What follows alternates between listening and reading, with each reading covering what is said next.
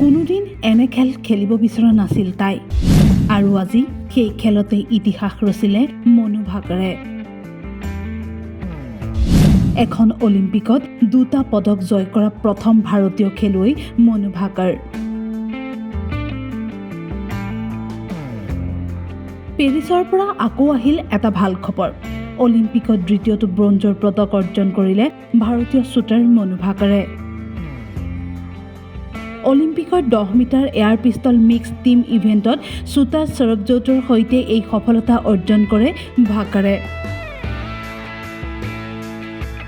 হাৰিয়ানাত জন্মগ্ৰহণ কৰা মনু ভাকাৰে পেৰিছ অলিম্পিকত দুবাৰকৈ ব্ৰঞ্জৰ পদক জয় কৰি ৰচিলে ইতিহাস।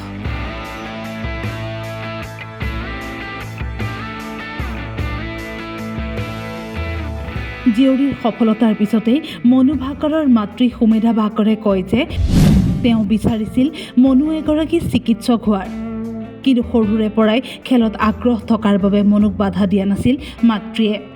মাতৃৰ মনৰ কথা জানিব পাৰি মনুৰ প্ৰশিক্ষক অনিল জখৰে কৈছিল যে চিকিৎসক হ'লে কিছুসংখ্যক লোকেহে মনুক চিনি পাব।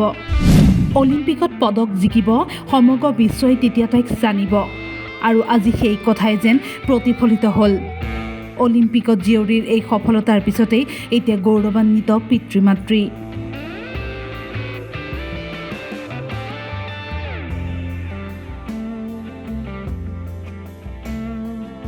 News desk, time 8।